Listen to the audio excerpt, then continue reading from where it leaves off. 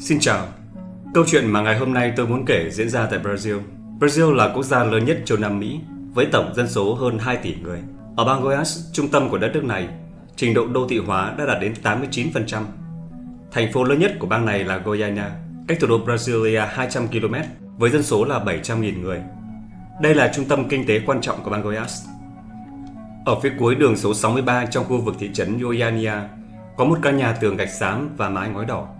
Bên trong có một gia đình 3 người sinh sống. Người chồng tên là Wagner, năm nay 19 tuổi, là một công nhân lao động. Vợ lớn hơn Wagner mấy tuổi, là một người phụ nữ nội trợ. Hai người có một cô con gái 4 tuổi, là con của vợ với chồng cũ. Một ngày, một sự việc xảy ra đã hoàn toàn phá vỡ cuộc sống bình yên của gia đình này và hàng chục nghìn người cũng vì chuyện này mà bị ảnh hưởng. Chúng ta cùng quay lại ngày 13 tháng 9 năm 1987 để tìm hiểu sự việc. Ngày 13 tháng 9 năm 1987 là một ngày Chủ nhật. Do thời gian gần đây trời mưa liên tục, sàn nhà của Wagner đã xuất hiện vết nứt và cần được tu sửa. Hôm đó trời chuyển nắng, Wagner đã bắt đầu làm việc từ sáng sớm. Anh mời một thợ xây tới giúp sửa sàn nhà. 7 giờ sáng, Wagner 19 tuổi đang bận tới bận lui trong nhà. Lúc này, một người đàn ông đi dép tông xuất hiện trong sân. Người này tên là Roberto, năm nay 21 tuổi, là bạn tốt của Wagner, nhà anh ở gần đó. Bước vào sân, anh bạn thân Roberto mặt mũi hăm hở nói với Wagner rằng thời gian trước anh đã tìm thấy một tảng trì trong tòa nhà bỏ hoang của Viện Nghiên cứu Goiano. Sau đó, anh bán tảng trì đó cho trạm phế liệu và kiếm được một khoản tiền khá lớn. Viện Nghiên cứu Goiano mà Roberto nói tới là một viện nghiên cứu phóng xạ tư nhân cách đó 1 km, nhưng hiện tại đã bị bỏ hoang. Roberto muốn Wagner cùng mình tới phòng nghiên cứu bỏ hoang đó lần nữa thử vận may, có thể sẽ tìm thấy những vật có giá trị khác. Wagner nói rằng anh đang sửa chữa sàn nhà, lát nữa anh còn việc khác phải làm. Vì vậy, đã lịch sự từ chối lời mời của Roberto. Anh bạn Roberto cũng không cưỡng ép, chỉ lặng yên đứng một bên, muốn đợi Wagner xong việc rồi đi cùng anh. Thời gian dần trôi qua, ánh nắng chói chang chiếu rọi trên bầu trời. Bầy chim trên cây kêu râm ran không ngớt. Thấy Wagner bận rộn và không để ý đến mình, Roberto đứng dậy quay người chuẩn bị rời đi. Trước khi đi, anh còn lẩm bẩm: "Tao luôn giúp đỡ mày, nhưng mày lại không chịu giúp tao. Tao có tìm người khác nhưng họ đều không chịu giúp tao, tao chỉ còn mình mày thôi." Wagner bị lời nói của anh bạn thân này làm đứng hình mất 5 giây. Nhìn thấy hình bóng của Roberto đi xa dần, trong lòng anh cảm thấy hơi áy náy. Wagner quyết định xử lý xong công việc trong tay trước đã rồi sẽ đi tìm Roberto, cùng anh ta tới viện nghiên cứu bỏ hoang đó. Thấm thoát đã gần đến buổi trưa. Wagner đã sửa xong sàn nhà bị nứt. Anh bảo vợ trưa nay nấu thêm vài món, sau đó gọi cho Roberto mời anh ta đến nhà ăn trưa. Sau khi nhận được cuộc gọi, Roberto lập tức rời khỏi nhà và đến nhà của Wagner.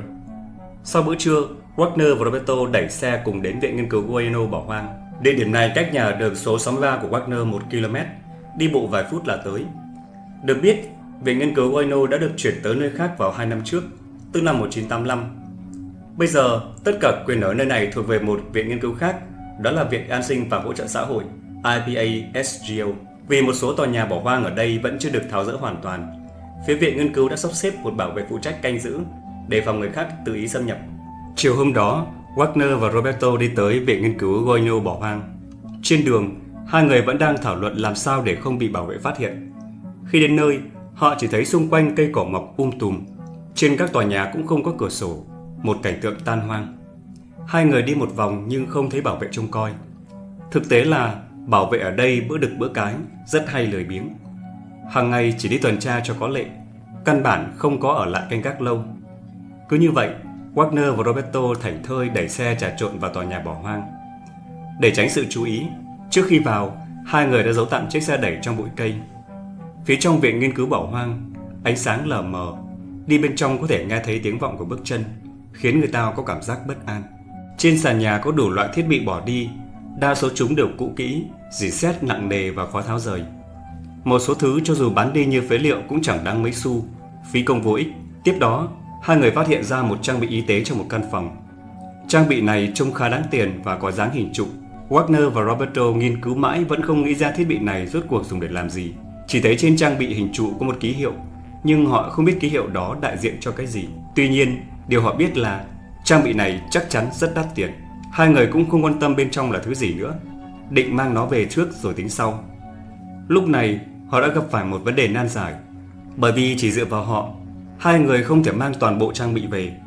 Ngoài ra, trong quá trình vận chuyển, nếu để ai đó nhìn thấy, vậy thì tất cả đều đổ sông đổ biển.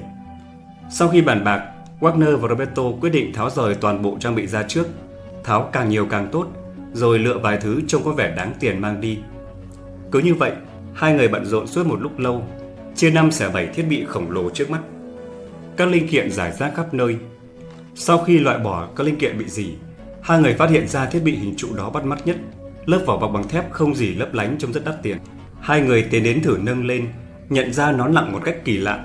Một người không thể nhấc lên được. Roberto rất vui sướng.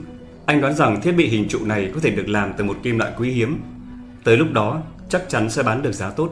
Tiếp đó, Roberto và Wagner hợp lực lại để chuyển thiết bị hình trụ này ra ngoài và đặt nó lên xe đẩy. Sau đó, hai người đẩy xe rón rén trở về nhà của Roberto. Nhà của Roberto nằm trên đường số 57, cách viện nghiên cứu bỏ hoang 800m và cách nhà của Wagner 200m. Hai người đẩy xe vào nhà của Roberto và dừng xe dưới một cây xoài trong sân. Sau đó, cả hai hợp sức nhấc các thiết bị nặng nề trên xe đẩy đó xuống đặt dưới cây. Nghỉ ngơi một lúc, hai người lấy các loại dụng cụ tới và bắt đầu thử tháo bỏ vật thể đó. Thấm thoát đã đến tối. Wagner thấy không còn sớm nữa. Anh tạm biệt Roberto và trở về nhà mình. Vào đêm đó, cả Wagner và Roberto đều xuất hiện các triệu chứng nôn mửa ở mức độ khác nhau. Nhưng lúc đầu họ đều không để ý lắm, chỉ nghĩ là do bụng yếu. Cho dù bị nôn mửa, Roberto vẫn không ngừng công việc trên tay. Anh miệt mài tháo dỡ thiết bị đó đến tận khuya mới đi ngủ. Tới hôm sau, Wagner phát hiện triệu chứng nôn mửa của mình chẳng những không thuyên giảm, thậm chí còn xuất hiện triệu chứng mới như đau đầu và tiêu chảy. Wagner vốn định chịu đựng thêm một chút, nhưng sau một ngày, anh phát hiện tay trái của mình đã sưng phồng lên như bị phỏng. Da trên cánh tay còn nổi phồng rộp lên và sắp lở loét ra. Sau khi thấy sự thay đổi trên cơ thể, Wagner hoảng loạn chạy đến bệnh viện, nhưng lần này cuối cùng anh vẫn uổng công. Các chỉ số sinh lý của Wagner có vẻ đều bình thường. Bác sĩ cũng không khám ra được rốt cuộc anh mắc bệnh gì.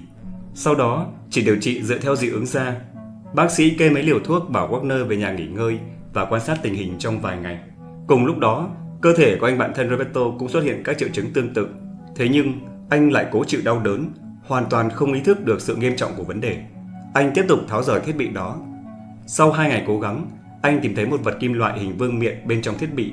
Bề ngoài vô cùng cứng, không thể đoán được chứa cái gì ở bên trong. Thực tế là vật thể kim loại hình vương miện có chứa nguyên tố kim loại CS. Đặc điểm của kim loại này là toàn thân có màu trắng bạc, dễ bị oxy hóa trong không khí và dễ tỏa ra electron dưới ánh sáng. Có thể sử dụng để tạo ra đồng hồ nguyên tử, tế bào quang điện có độ chính xác cao, còn có thể làm nhiên liệu cho tàu vũ trụ. Nhưng có tới 37 loại đồng vị CS, một số có thể đe dọa tính mạng, mà trong vật thể kim loại vương miện chứa CS-137. Chất này chủ yếu đến từ các cuộc thí nghiệm vũ khí hạt nhân như bom nguyên tử, bom hydro. Chất thải phóng xạ sinh ra từ quá trình sản xuất vũ khí hạt nhân. Chất thải phóng xạ từ các lò phản ứng hạt nhân. CS-137 được sử dụng rộng rãi trong các lĩnh vực như công nghiệp, y học, nông nghiệp và các ứng dụng sinh học.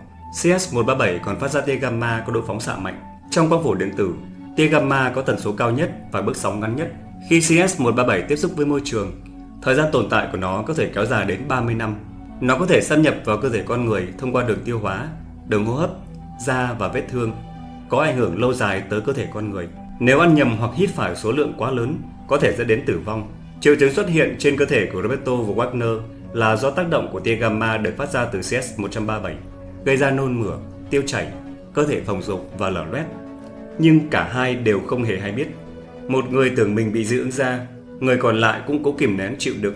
Một ngày nữa trôi qua, ngày 16 tháng 9, sau khi cố hết sức bình sinh, cuối cùng Roberto đã cạy ra được một khe hở 3cm trên vật thể kim loại hình vương miện.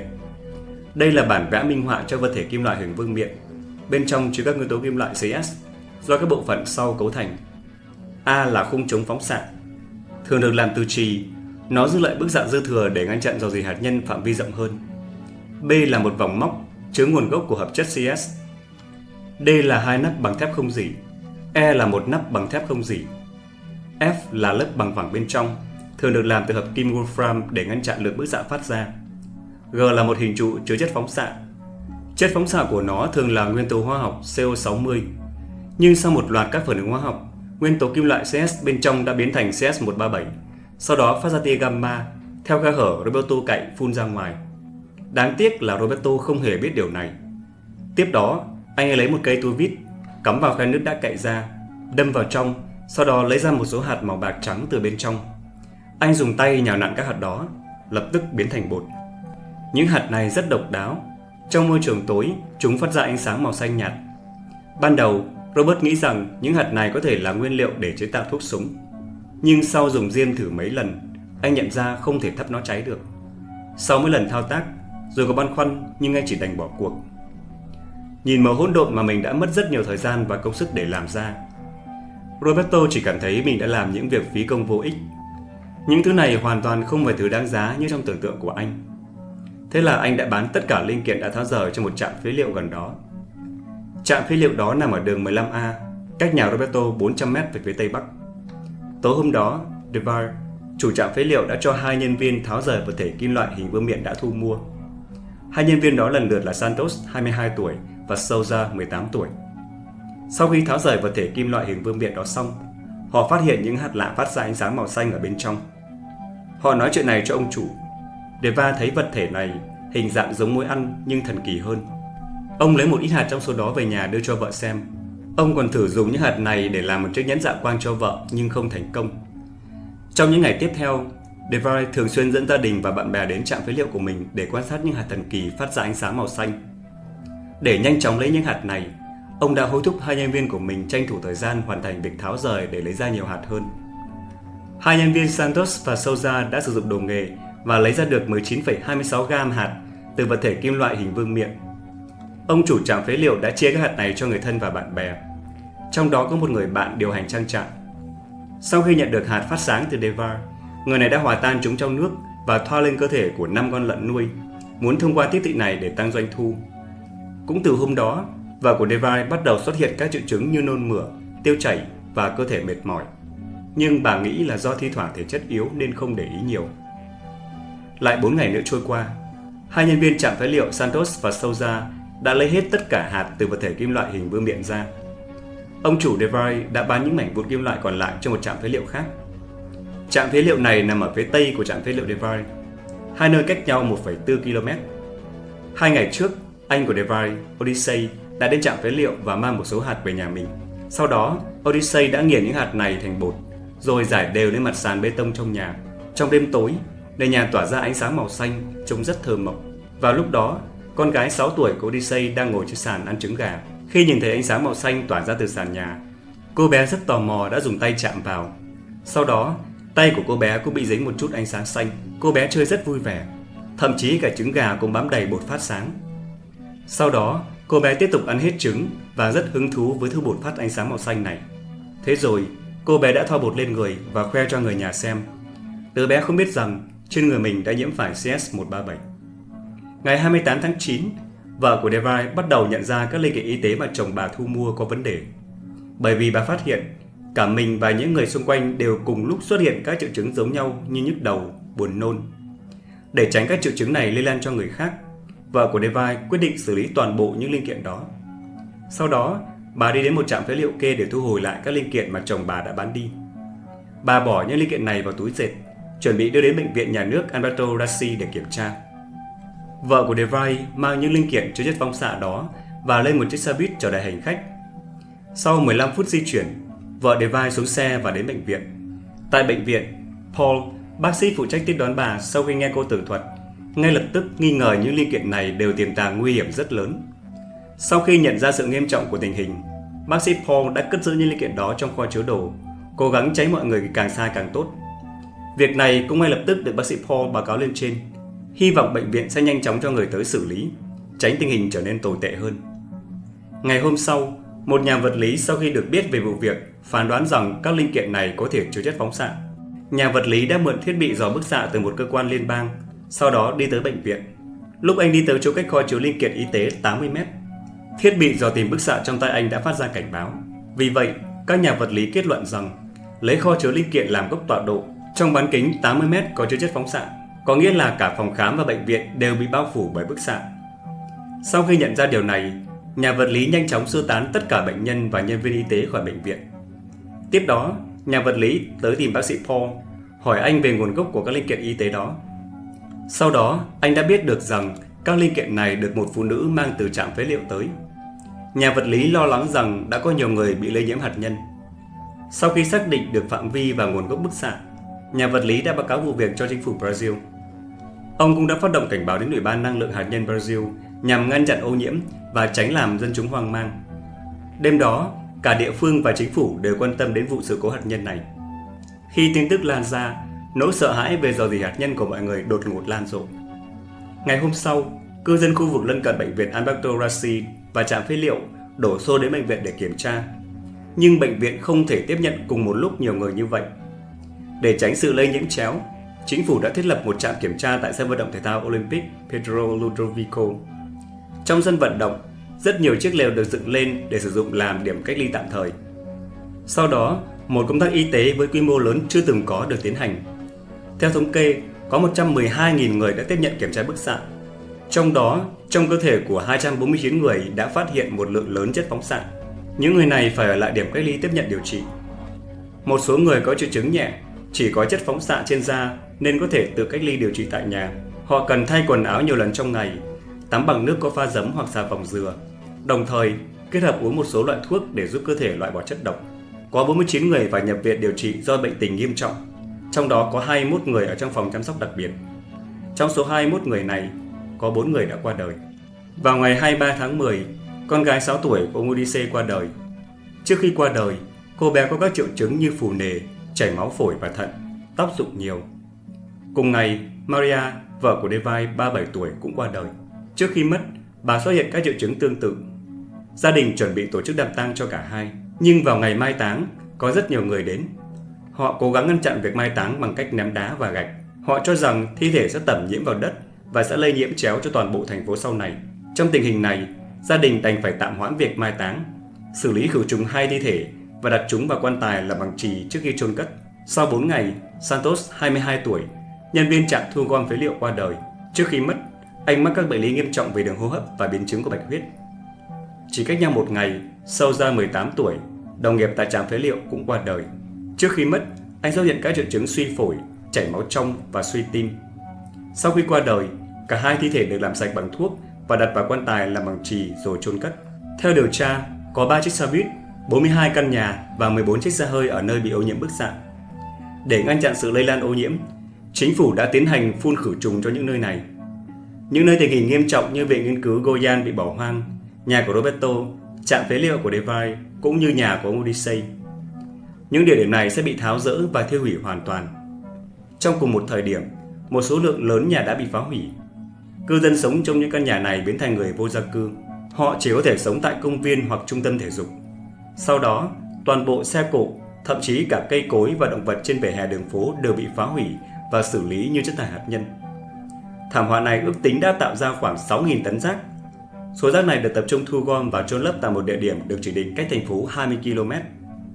Sau đó, chính phủ sẽ xây dựng khu vực này thành công viên công cộng. Trong công viên có tổng cộng 14 điểm lưu trữ khép kín với 1.200 chiếc giương và 2.900 thùng chì nhằm đảm bảo rằng những vật phẩm này sẽ không gây hại cho môi trường trong vòng 180 năm. Sau sự việc, phạm vi ô nhiễm hạt nhân là rất lớn, gây ảnh hưởng rất nghiêm trọng đến xã hội. Sự cố xảy ra tại Goiânia đã trở thành một trong 10 vụ tai nạn hạt nhân lớn nhất trên thế giới.